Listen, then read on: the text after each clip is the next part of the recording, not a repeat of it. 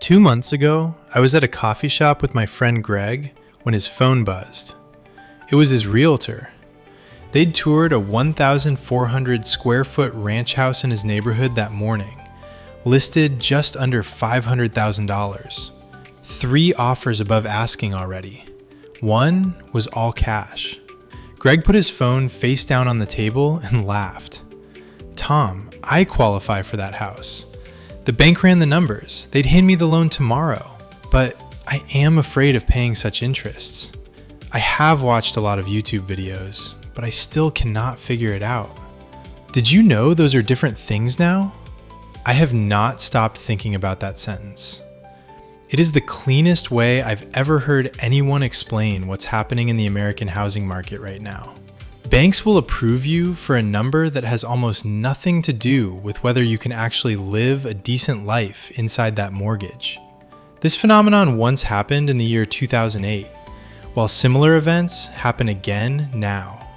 The gap between qualifying and affording is where an entire generation is currently being financially buried alive. I'm Tom. This channel is about real, specific personal finance. The kind your loan officer and your real estate agent have no incentive to walk you through honestly. No motivational fluff or influencer fantasy math, just the actual numbers and what they mean for your life. If that's the kind of content you want more of, hit subscribe. Today, we're doing 2 things.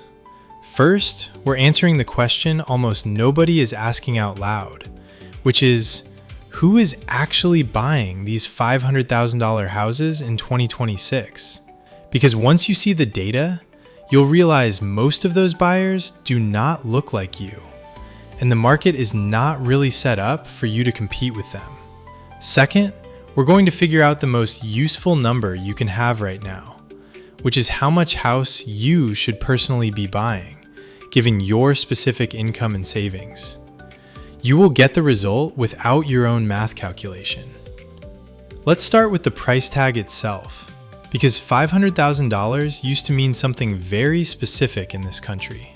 In the early 1990s, a typical American home cost about 3 to 4 times the typical household's annual income, and that was already considered the upper limit of what was sensible. My own parents bought their first house in 1991 for almost exactly 3 times their combined income, and they remember thinking it was a stretch. Today, per the latest census data, the median US household earns just under $84,000 a year. The median existing home, per NAR's most recent report, sells for just over $400,000. So the typical buyer is now stretching to nearly 5 times their income for a median home. A $500,000 house at median income is 6 times annual earnings. There is no decade in modern American history where 6 times income on a primary residence was considered safe. We are in an affordability environment with no historical precedent, and we keep pretending the old advice still applies. Now, let me walk you through what owning a $500,000 house actually costs in 2026, because the sticker price is the smallest line item on the bill. According to Freddie Mac, the average 30-year fixed mortgage rate as of late April 2026 is 6.23%. Let's say you put 10% down, which is what most first-time buyers actually do, since saving up the full 20% is fantasy money for almost everyone. So you're financing $450,000 at 6.23%. Your principal and interest alone is about $2,765 a month. That's just paying the bank.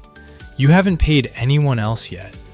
Now stack on the 4 other costs nobody on Zillow shows you.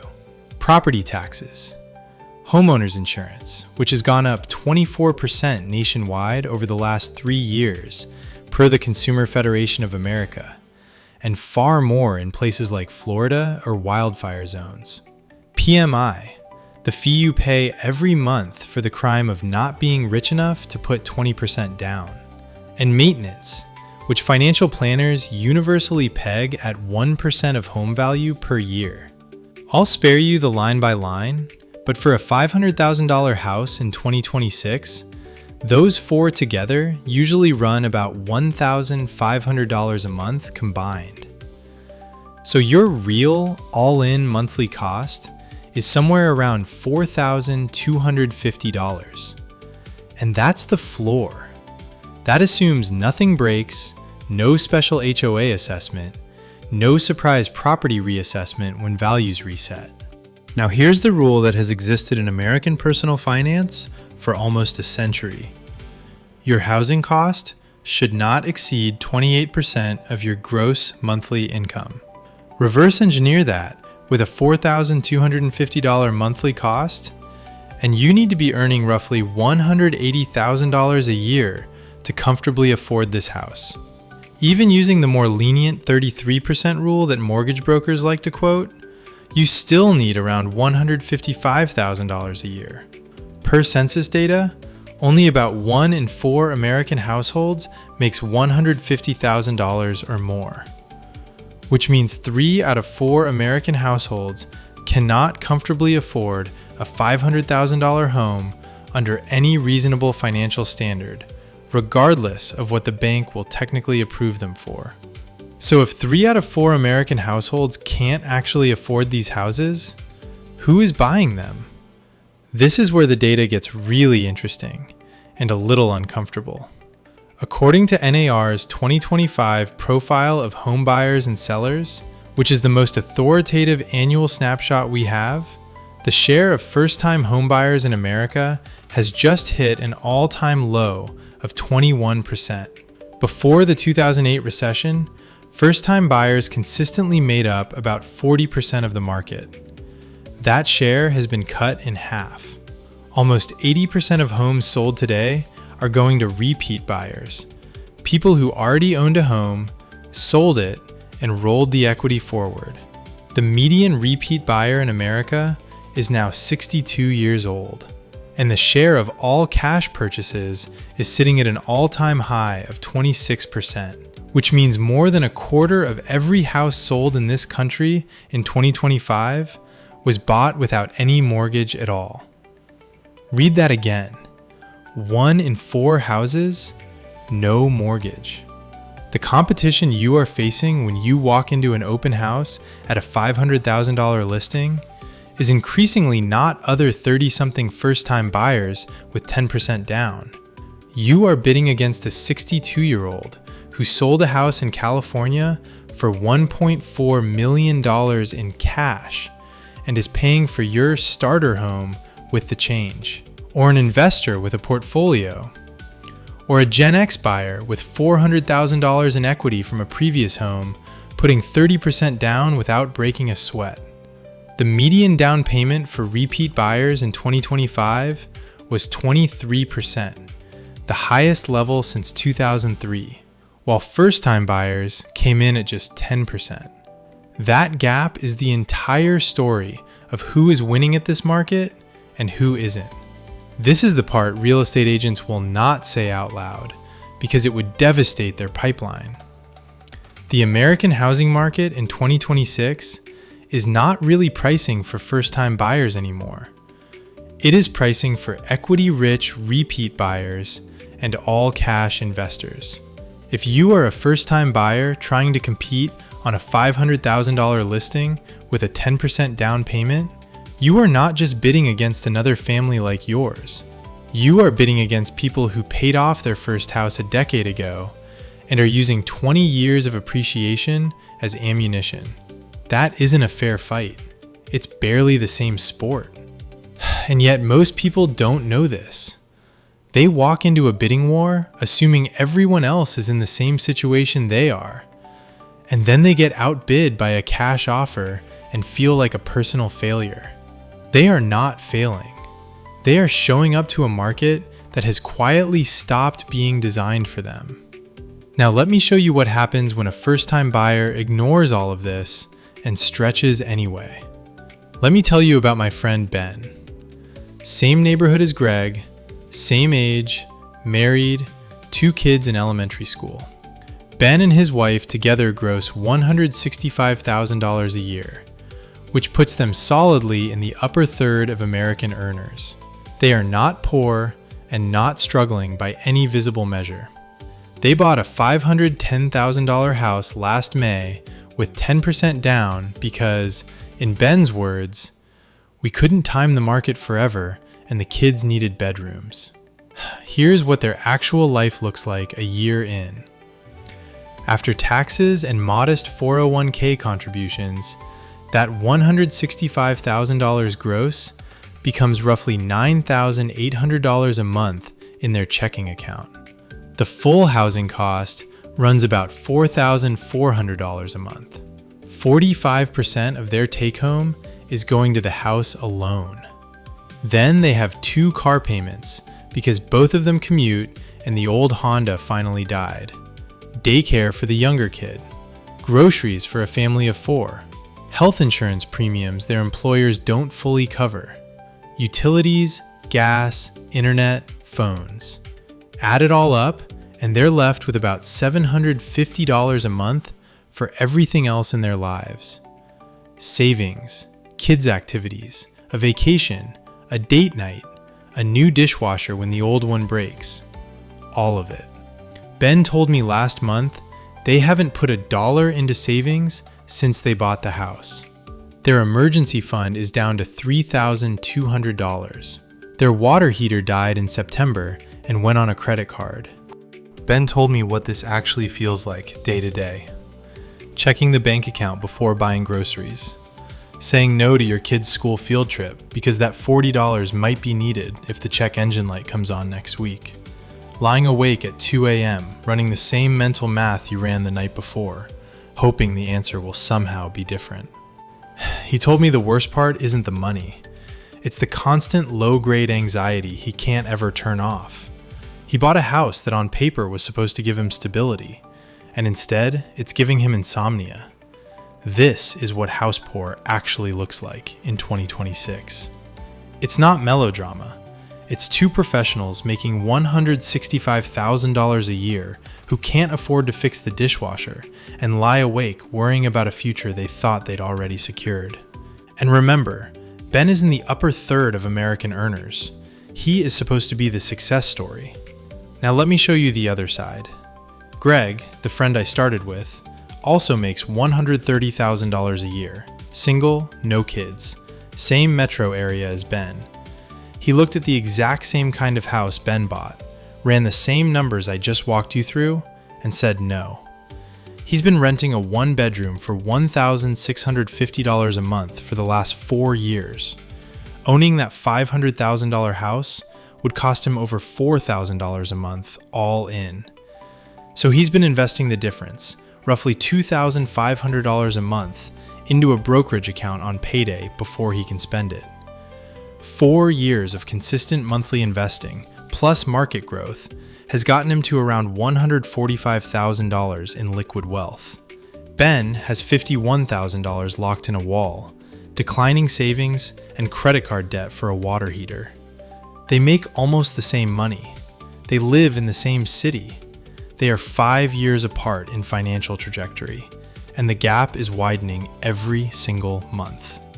Greg told me something else at that coffee shop that I think about almost every day now. He said, "Tom, my parents think I'm being immature for renting at 38. My friends think I'm just cheap. My realtor calls me every 6 months to tell me I'm missing my window. None of them have ever looked at my brokerage account, and none of them have run the numbers. They're following a script their parents handed them in 1985, and the script is wrong now." That's the part nobody talks about. The pressure to buy a house you can't afford comes mostly from people whose love for you is completely real, but whose math is 40 years out of date. So now we get to the second question, which is the more important one for you personally. Forget $500,000. How much house should you actually buy in 2026? Here is the honest formula, and you can run it on yourself in about 30 seconds. Take your gross annual household income, multiply it by 3. That is the absolute maximum house price you should be looking at if you want to live a financially sane life. If you want to live a comfortable one, multiply by 2.5. So if your household earns $100,000 a year, you should be looking at houses between $250,000 and $300,000. At $150,000, that range moves up to between $375,000 and $450,000. And at $200,000 a year, you can stretch to $500,000 or $600,000 and still have margin in your budget. That is the rule your grandparents used. It still works. The math has not changed. The marketing around it has just gotten louder. There are two more checks. Your full housing payment, all 5 components combined, should be no more than 30% of your gross monthly income. And after closing, you should still have at least 3 to 6 months of expenses in liquid savings, separate from your down payment. If both of those are true, you can buy. If either fails, the house is too expensive for you, no matter what the bank says. I know this advice is unwelcome. The houses you can actually afford under this rule are not the houses you want. They are smaller, older, in less prestigious neighborhoods with longer commutes. I'm not telling you the rule is fun. I'm telling you it works. People who follow it have margin in their lives, while the ones who break it end up with insomnia. Here is the harder truth nobody on real estate TikTok wants to say out loud. For the next several years, in most American metros, the smartest move for a household making median income, or even somewhat above, is probably not buying at the top of what the bank will approve. It is renting something modest, investing the difference the way Greg is, and waiting either for your income to grow into the price or for the math to shift. Per NAR's own data, home prices have only risen about 1% year over year through early 2026, the slowest pace in years, while rates have started ticking down from their peaks. Some markets are softening, some are not. But trying to time the bottom is not the strategy. The strategy is making sure that whatever you buy, whenever you buy it, fits inside the actual numbers and not the bank's optimistic ones. Run the numbers on your own life this week. Take your gross annual income, multiply by 2.5, and that's the price tag where you should be shopping if you want to actually live well in the house. Multiply by 3 if you want the absolute ceiling. Then, look at what's available in your area at that price. And if the answer is nothing, or only homes you don't want, that is real information. It tells you that buying right now is probably not the move, and renting plus investing is. The system has not designed a $500,000 home for a $90,000 household, and pretending otherwise is how people end up house poor and watching their savings die. I'll leave you with one last thought. The bank, the realtor, and the seller all make money the day you close on a house you can't afford. None of them are sitting next to you at 2 a.m. when the dishwasher breaks and your savings account is empty. The decision to stretch is yours alone, and so is everything that comes after. The smartest thing a financially honest person can do in this market is sometimes the boring answer. Wait, rent, invest. Let your income grow into the price instead of forcing the price down onto your income. Drop a comment telling me what the bank told you qualify for and what your gut says you can actually afford. I want to see how big that gap is for most of you, and I'll reply to as many as I can. And if you want me to walk through what to do if you've already bought a house you can't really afford, hit subscribe, because that's the next video, and it's going to be the most uncomfortable one I've made yet. I'll see you in the next one.